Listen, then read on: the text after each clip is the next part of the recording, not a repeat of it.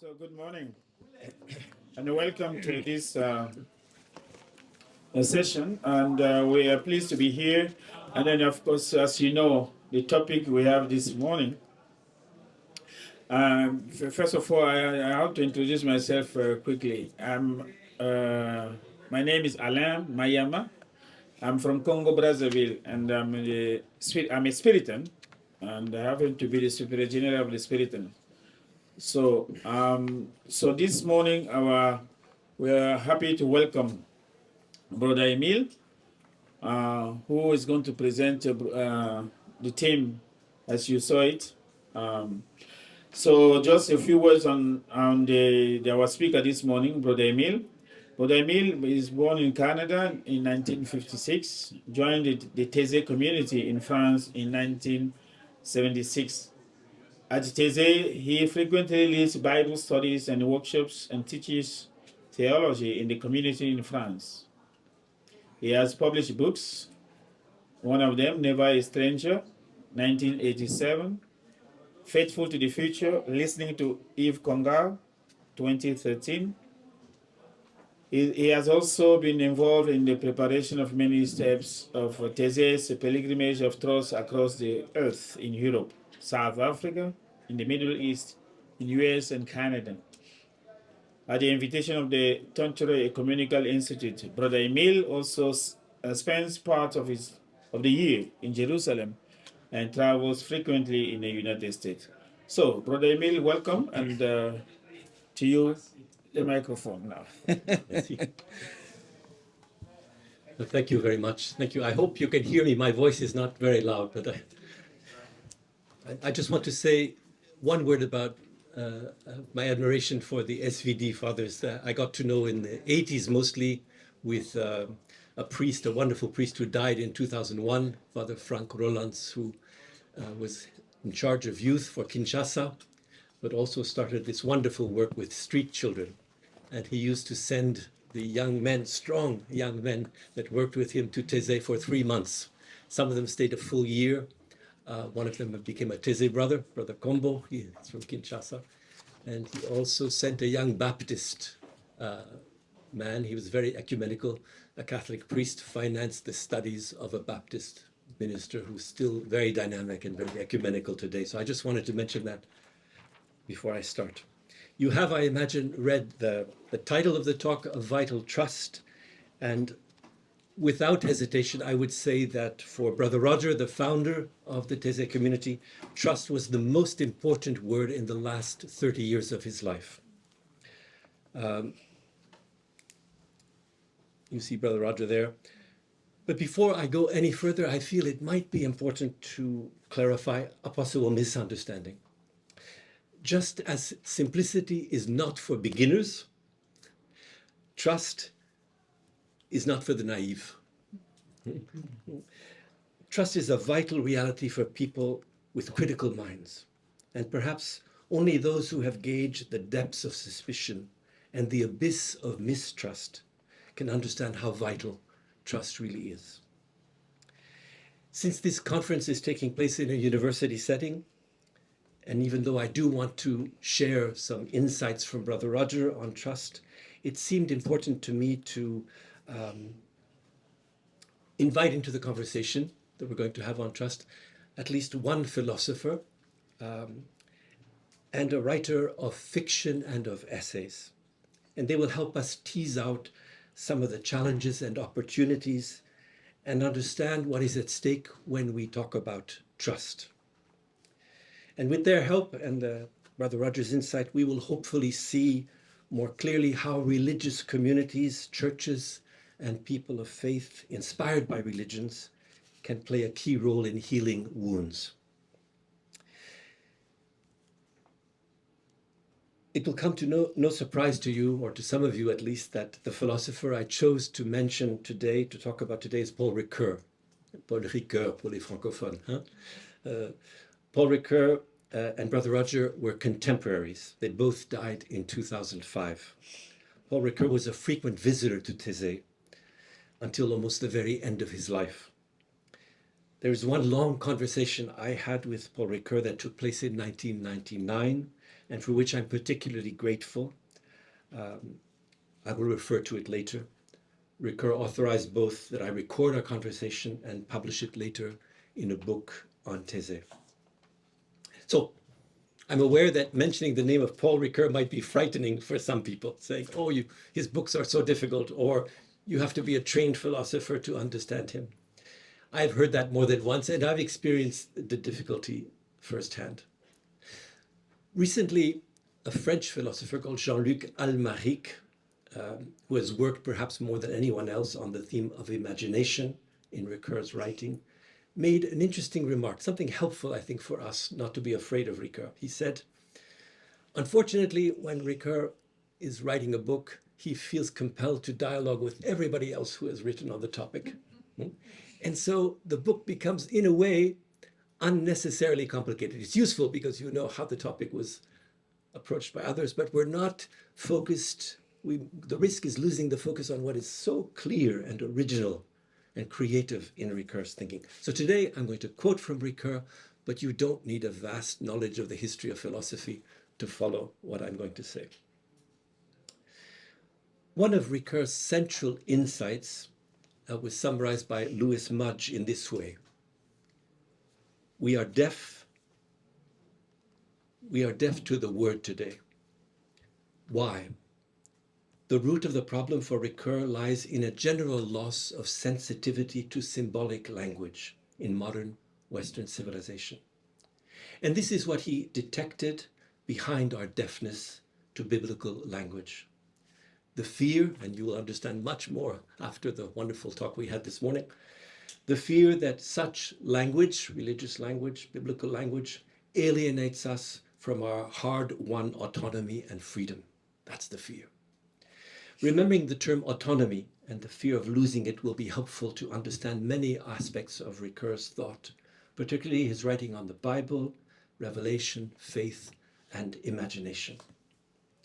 Early in his career, Ricoeur stated clearly what motivated him, overcoming modernity's forgetfulness of the sacred, forgetfulness of the signs of the sacred, and the losing hold of the human being as belonging to the sacred. He believed that part of this forgetfulness was a result of the devaluating of sensibility to symbolical language. I mentioned that. There are modes of knowledge that are unlike the scientific model, where control and distance are of overriding importance. And these other modes of knowledge are only accessible where there is fullness of language. So Ricoeur wrote, the dim recognition of this forgetting is what bestirs us to restore the integrity of language. That sounds a little bit abstract, but it's about the importance of poetry. We'll talk about that later on. It is in this age of discourse that we wish to recharge language, says Ricoeur. Start again from the fullness of language.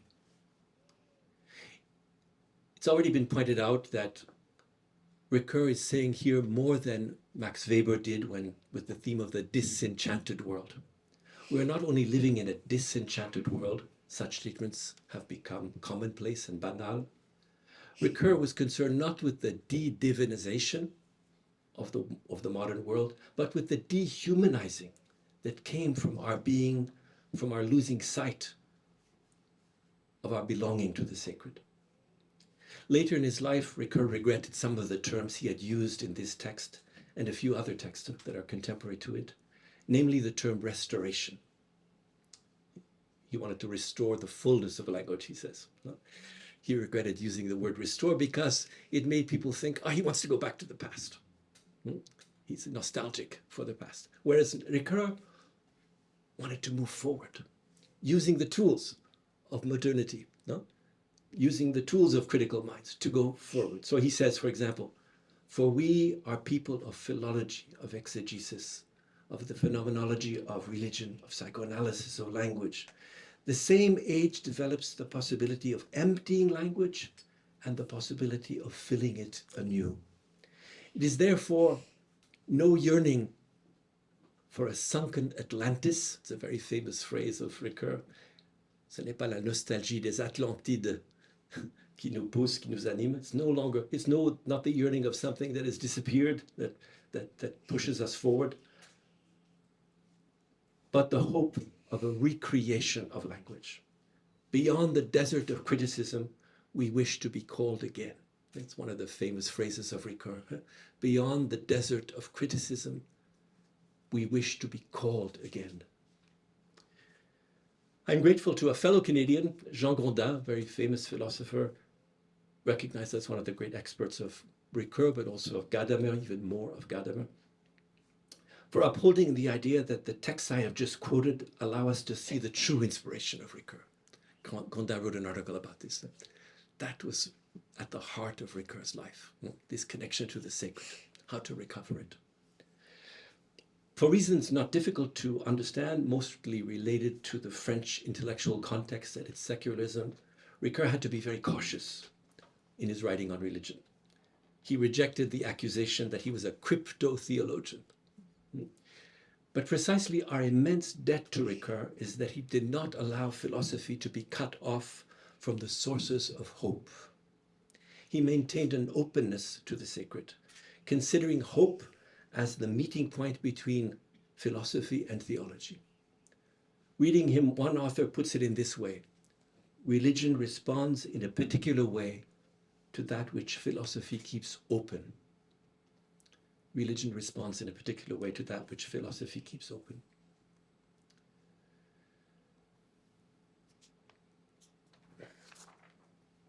It is well known, I don't want to bore you with this, it's well known that Ricoeur coined the phrase masters of suspicion, les maîtres du soupçon en français, to characterize the writings of Nietzsche, Freud, and Marx. In many ways, the culture of suspicion has spread, and mistrust has enjoyed wide and increasing currency in our times. Consciously and arguably unconsciously, our Western societies, and for decades a large part of society, as was pointed out this morning, have largely functioned under the aegis of these masters. Suspicion has become the default mode for many of our contemporaries. The masters of suspicion exercise enormous influence over the ways people view the world, their take on other people, institutions, societies, churches, and even the ways in which scripture is read. The ways in which we understand our own minds and hearts, our inner life and faith, have also been deeply affected. The era of suspicion in which we find ourselves is a mixed bag. Paul Ricoeur thought that a hermeneutic of suspicion had become an integral part of all appropriation of meaning. First of all, there's going to be suspicion. Not only was he willing to acknowledge this fact, but he was ready to acknowledge its benefits. And I believe Brother Roger was inclined to do the same. A great deal of good has come from a readiness to scrutinize the ways in which power is exercised, the ways in which privilege is acquired and protected, how money and patriarchalism have in so many ways run the world. Few will doubt that demystification, unmasking the apparent from the real, was and is necessary in many areas where colonialism and racism have ruled supreme. Such scrutiny can be vital to prevent abuse and corruption, indispensable if we are to hold leaders and institutions accountable. The sexual abuse crisis in the church and more broadly in society has made us acutely aware of our responsibility in this regard. But of course, our times have also offered us glaring and tragic examples of what happens when suspicion becomes systematic, when it is all-pervasive. We have seen the harm done by the spread of conspiracy theories. We have witnessed the crisis of trust in the media and the consequences such a crisis has on the life of our democracies. When what is trustworthy can no longer be identified, life with others becomes precarious. Mistrust is capable of derailing the life of societies and even endanger healthcare. Such extremes point to a pathological mistrust. It's a phrase I borrow from Rowan Williams, a pathological mistrust. Moreover, suspicion is easily complicit in generating reductive interpretations of reality and of people. When it comes to understanding human behavior, Wittgenstein pointed out the human ready to embrace the ugly or the disedifying interpretation. He cautioned against the charm of reductive interpretations. Oh, that is nothing but, ce n'est que, it's nothing but. These dismissive attitudes often find a complacent audience. Dietrich Bonhoeffer, you saw his picture in the previous presentation, wrote an extraordinary letter from prison in July 1944. He said, "There is a sort of evil satisfaction in knowing that every person has failings and weak spots. I have noticed repeatedly," Bonhoeffer writes, "that the dominant motive in their judgment of other people, is mistrust. Everything a person of high repute does, even the most selfless deed, is suspect from the outset." And Bonhoeffer continued with some very telling images. In a flower garden, they are only grubbing around for the dung on which the flowers grow. Ils ne regardent que le fumier sur lequel poussent les plantes. It's as if you know a fine house, as if you wouldn't know a fine house until you have found the cobwebs in the remotest cellar. I'll give you my opinion once I've seen the cobwebs. Or you could appreciate a good play only after you saw the actors behave behind the scenes. That's Bonhoeffer. And I'm tempted here to add words from Marilynne Robinson. I'll say more about her later. When a good man or woman stumbles, we say, "I knew it all along." And when a bad one has a gracious moment, we sneer at their hypocrisy. It's as if there is nothing to mourn or admire, only a hidden narrative now, and the apparent through the false surface narrative. And the hidden narrative, because it's ugly and sinister, is therefore true. So I want to say more about Marilynne Robinson, an American novelist and a brilliant essayist. In several of her essays, she has voiced strong objections to a certain tendency to discount the good and to consider that only evil or selfishness are real. She writes, "It's as if there are tears, to existence, or degrees of it, as if some things, though manifest, are less real than others and must be excluded from the narrative of origins in favor of traits that suit the teller's preferences. So generosity is apparent and greed is real." And in another essay, Freedom of Thought, she remarked, "There is a tendency considered highly rational to reason from a narrow set of interests, say survival and procreation, which are supposed to govern our life, and then to treat everything that does not fit this model as anomalous clutter, extraneous to what we are, and probably best done without. It shouldn't be part of the data." Placed side by side, these two quotes shine a bright light on Marilynne Robinson's point. She is denouncing what happens when goodness, generosity, love are left out. In her own words, the tendency to fit a tight and awkward carapace of definition over humankind and try to trim the living creature to fit the dead shell. Try to trim the living creature to fit the dead shell, so we can do without goodness and kindness and generosity. The essayist writes incisively on these topics, but the novelist, her most famous novel is Gilead, won the Pulitzer Prize. The novelist offers additional wisdom because the novelist knows the power of a story. Referring to modes of thought that disparage human existence, she writes with a sense of foreboding, "But these collective fictions matter, they matter. They have the profoundest influence on what we know and see and understand.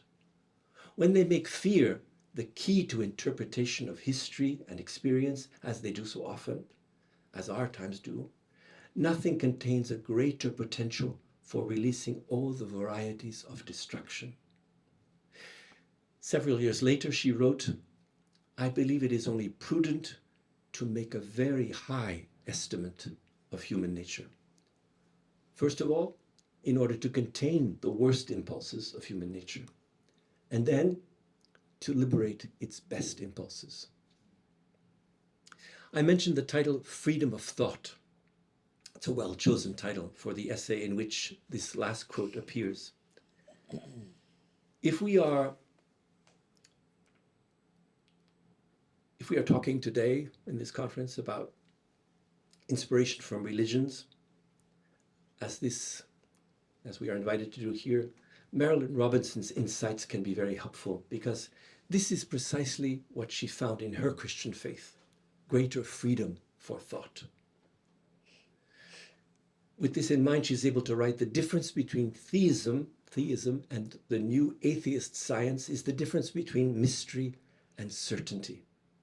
Certainty is a relic, an atavism, a husk we ought to have outgrown. Mystery is openness to possibility. Of course, Robinson does not stand alone in this way of referring to faith. Perhaps the most interesting author to mention here is once again Paul Ricoeur. In addition to coining the phrase masters of suspicion, he was also, to my knowledge, the first to advocate a suspicion of suspicion, a critique of critique, a demystification of demystificators. But there is another phrase that has been associated with the philosophy of Paul Ricoeur that lends support to Marilyn Robinson's words. The phrase is the passion for the possible, la passion du possible, the passion for the possible. It was first used by Kierkegaard to define hope, but it has been considered by more than one author as the driving force behind Ricoeur's whole philosophical enterprise. In Ricoeur's thought, the passion for the possible is affiliated to the role of the imagination. Some say that is Ricoeur's most important contribution, to have rehabilitated the role of the imagination. This is how Ricoeur puts it: hope is diametrically opposed as passion for the possible to the primacy of necessity. We'll get to that in a moment. It is allied with the imagination, insofar as the latter is the power of the possible and the disposition for being in a radical renewal. En français, l'espérance est diamétralement opposée en tant que passion pour le possible à ce primat de la nécessité. So this rich phrase encapsulates several aspects of Ricoeur's response to the masters of suspicion. We have seen his willingness to receive their questions, and when they unmask what is false or fraudulent, he applauds unreservedly. In La Foi soupçonnée, his contribution to a gathering in Paris of a group of Catholic intellectuals, he wrote that what interested him, close to what we heard this morning also, what interested him is what happens to faith when it has been tested in fire. He then lays out his conviction that there is a history of faith. In this history, the unchanging core of faith is not pitted against its being taken up in interpretations that offer countless variations. No opposition between the two. Ricoeur believed that atheism should be considered as part of this history of faith, not the external enemy, but a component from within, allowing new dimensions of faith to be liberated and uncovered. He saw these new dimensions as already present but not deployed. He did not think that the rapport between atheism and faith was a one-way street. It is not faith alone that is affected by its confrontation with atheism. But atheism too, when faced with faith, can be cut to the quick, wounded, just as Jacob's wrestling match with the angel left him with a limp. Jacob se met à boiter après sa lutte avec l'ange. Ricoeur was not unlike Chesterton, who thought that the atheist was inhibited by too much dogma. The atheist has too much dogma. He detected in the masters of suspicion a tendency to write off possibilities, to shrink what is considered possible. So in his masterpiece, Freud and Philosophy, the great book he wrote in 1965, after having shown his willingness to accept Freud's questions, which he called his yes to Freud, Ricoeur goes on to write, I do not conceal my dissatisfaction with the Freudian interpretation of the reality principle. I'm quoting Ricoeur here. But then I asked, is reality merely ananke, the Greek word for necessity? Is reality simply necessity offered to my resignation? Is it not also possibility opened to the power of loving? So after a partial yes to Freud, the no that Ricoeur now pronounces is motivated by Freud's exclusion in his critique of religion of something Ricoeur deems possible. And what is possible is the conversion of desire and fear, the possibility of entering into a more mature relationship with God. Ricoeur wrote, "This refusal does not seem to me to be based upon analysis, but merely expresses Freud's personal unbelief." It's not a scientific statement. It's a personal option for unbelief. And he later added, "Freud seems to me to exclude without reason the possibility that faith concerns not the consolation of the child in us, but the power of loving. He excludes the possibility that faith aims at making this power adult in the face of the hatred within us and outside of us, in the face of death." I mentioned at the beginning of my talk that Paul Ricoeur was a frequent visitor to Taizé. And for years he would come to celebrate Easter. In 1967, he published an afterword to a book on Taizé written by Jean-Marie Popper. In the very rich afterword, which Ricoeur wrote, he partly interviews himself. It's quite original style. He's interviewing himself. Why do I go to Taizé? What can a reflective and critical philosopher preoccupied with questions of meaning, of language, and keen to discern in the Christian problematic a debate between faith, atheism, and religion expect from Taizé? What can a philosopher expect from? And he continues, this is his answer. "It is not an outlying area, c'est pas un lieu à côté. It is not an outlying area that he reaches, but a place in the center, at the lively center of his inner debate as a philosopher." Not surprisingly, choosing to elaborate on his most central experience at Taizé, he wrote some memorable lines on the liturgy. And one sentence in particular has stayed with me ever since I read it. Liturgy is on the same level as poetry. It must first make the world unfamiliar if it is to reach the depths of our being. Ricoeur, it's well known, attached great importance to poetry. Later on, reading his great work on metaphor, so bold in many ways, I understood why he saw poetry, imagination, symbol, and metaphor as what opens up a world. Why poetry, metaphor, and imagination are detectors of reality, des détecteurs du réel. Why they are endowed with heuristic power, the power to find. He felt this was true of poetry and of liturgy. So I promised I would say more about the recorded conversation I had with him in 1999. He started in the same way. Why do I come to Taizé? But his answer is a little bit different. I would say to experience in some way what I believe most deeply, namely that what is called religion has to do with goodness. To some extent, the traditions of Christianity have forgotten this. There has been a kind of narrowing and exclusive focus on guilt and evil. Not that I underestimate that problem, which was a great concern of mine for several decades. Ricoeur wrote The Symbolism of Evil. But what I need to verify is that however radical evil may be, it is not as deep as goodness. And if religion, and he puts a plural afterwards, if religions have a meaning, it is to liberate the core of goodness in human beings. Libérer le fond de bonté. To go looking for that core of goodness where it has been completely buried. So as I said, Ricoeur is well known for his work on evil, but here you see the striking role given to religions to liberate the core of goodness that is deeper than evil. And making the connection with liturgy, he later added, Goodness is deeper than the deepest evil. We have to liberate that certainty. Give it a language. You have to give that certainty a language. And the language given here at Taizé, he says, is not the language of philosophy, not even of theology, but the language of the liturgy. And for me, the liturgy, he says, is not simply an action, it is a form of thought.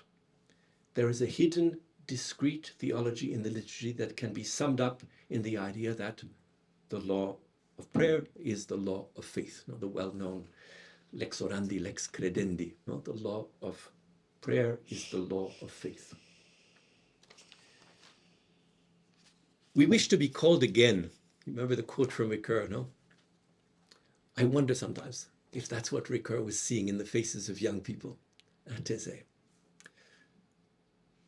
when he looked at them during the prayer. Young people responding, being called again, thanks to prayer, symbols, texts which, to their surprise, summon them to reckon with realities whose existence they had forgotten or our culture had forgotten.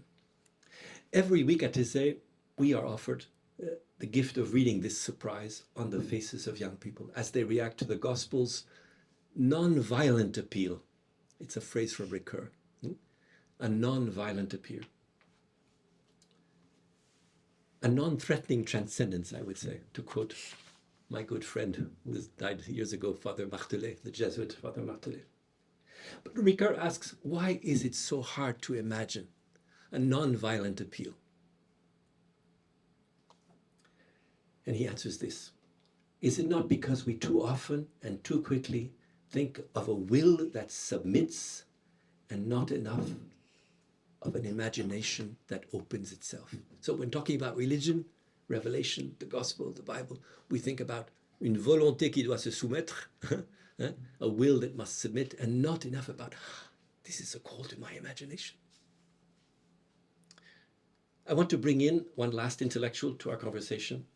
In 2007, we were holding our annual meeting, European meeting, the one we have after Christmas every year, in Geneva, as part of our pilgrimage of trust across the earth.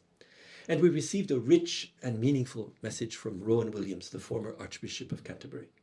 His message was inspired by Etty Hilsum, a young 27-year-old Jewish woman who died at Auschwitz in 1943. I believe Rowan wrote his message hoping that the 40,000 young adults who had come for the Geneva meeting might see a connection between their search and the life of Etty Hilsum. Rowan Williams shared this message with us. It's about Etty. As she faced the likelihood of deportation and death, she wrote that she felt her task was to bear witness that God lived. In the terrible circumstances around her, God lived. She had to live so as to persuade people that God was real, even in the midst of the horror and insanity of the Nazi era. Rowan added, "These words still haunt me, because they offer what is surely one of the most authentic and demanding definitions of faith in the modern age. To have faith is to be willing to live so as to show that God is alive. And that means to live in ways which show that there are more possibilities than the world recognizes. The possibility of forgiveness, the possibility of reconciliation, the possibility of hope, the possibility of forgetting oneself and being absorbed in the needs of another, the possibility of human beings living so fully in intimacy with God through their friendship with Jesus that they come to share something of his own freedom." That is a wonderful last part of the sentence you find at the bottom of the screen. The possibility of human beings living so fully in intimacy with God through their friendship with Jesus that they come to share something of his own freedom. Etty Hilsum's message is remarkable for several reasons. When evil and suffering are intensely experienced, it becomes difficult to imagine the good. And what helps us to resist the idea that only evil is real is the power of the imagination. Imagining a different way of living in the world, of living our human relationships. That can be a first act of resistance, to imagine things could be different. The good, the building of the good requires our imagination if it is to be conceived, then take shape, be embodied, become reality. As the imagination of what is good unfolds, our appetite and desire for the good are awakened, stimulated, beckoning our will to transform what is only an intimation into reality, something the poet Emily Dickinson seemed to know. Her very famous phrase, "The possible slow fuse is lit by the imagination." However, there are obstacles, many obstacles, that can obstruct the passage from an intuition of what could be to the actual undertaking of a project to build, to the transformation of an idea into a visible reality, in a word, to initiative. And one of the great obstacles is the lack of trust. There was a book published last year on Ricoeur's political philosophy, and I just looked at the conclusion, and it caught my attention. The conclusion had two words as a title: imagination and trust. And what the author was trying to say is that if so many great ideas about how we could change the world remain precisely ideas, it's because what is lacking is the trust to put them into practice. What's lacking is the audacity to take the risk. It helped me understand Brother Roger. Now I realized that's what Brother Roger was trying to do at Taizé in the 60s and 70s, when young people came and continue to come today with full of frustration and anger. He felt this frustration, this anger can be channeled. We can trust their desire to want to change something in society, encourage them to help them believe that they can do something. But is our creativity today not inhibited by our requesting, demanding guarantees for everything we do? When decisions need to be buffered by promises of total protection, our capacity to begin something new is thwarted. To express what needs to be done, the author of the book I mentioned, he uses an unusual verb. I don't think we ever use it in French. He says, we would need to learn how to unprotect ourselves. Nous devrions apprendre comment nous déprotéger. Nous déprotéger. It's not frequently used verb, no? We have to learn maybe how to unprotect ourselves. And so I want to end with just two texts of Brother Roger on trust. A conversation I had with him. There was a video camera present, and he said, trust takes away your alibi. I was surprised to find the word alibi associated to trust. Alibi, pretext, an excuse, no? Trust takes away your alibi. And I started to realize, yes, what he's saying is that one alibi today is that the world is so corrupt, corruption is everywhere, you can't do anything, you can't change anything. You have a perfect alibi for passiveness, a perfect alibi. What does trust say? Trust doesn't say, if you try, you're going to succeed, guaranteed. No, there's no guarantee. You may fail. But failure is not guaranteed either. So you have to risk. Trust takes away your alibi. So I realized trust for Brother Roger was not just something that helped him sleep at night, but it's what made him get up in the morning. Something is possible. Another very short text, which is actually an unfinished sentence, une phrase inachevée. If a trusting heart were at the beginning of everything, ... an ellipsis, trois points de suspension. This is typical of Brother Roger's style. Not so much style of writing, but style of what's typical of his way of relating to people. He didn't give the answers. You had to go search deep within yourself for the answer. Taizé is not a place where you find answers that are proposed to you. No, it's a place where you search and find your own answers, but not in a neutral context. The context there is prayer, 3 times a day. There is the Eucharist. So it's a context that favors trust. So imagination, trusting, risking go hand in hand. Brother Roger was not reckless. He weighed decisions carefully. He knew that when the gospel calls us to risk our lives, it is not a call to act irresponsibly. He encouraged people to resist being impulsive and to let decisions ripen out of a patient and tenacious prayer involving discernment, and the discernment that may require time, reflection, searching with others. But when all is said and done, he referred to trust as the fundamental reality for being creative, for making of our lives a creation with Christ. And this he called the greatest of all adventures. Thank you.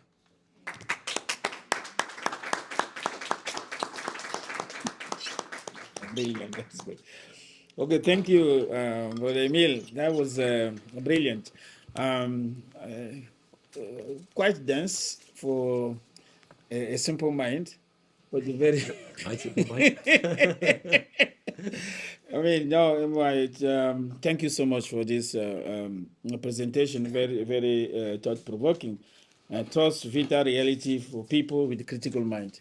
Yes, of course, getting to the philosophy of Paul Ricoeur, and of course, emphasizing on the importance of imagination, trust, and then of course, I like the last sentence: imagination, trusting, and risk taking go hand in hand. So, with that, we are going to open the floor. So, if you have questions for Brother Emile, please.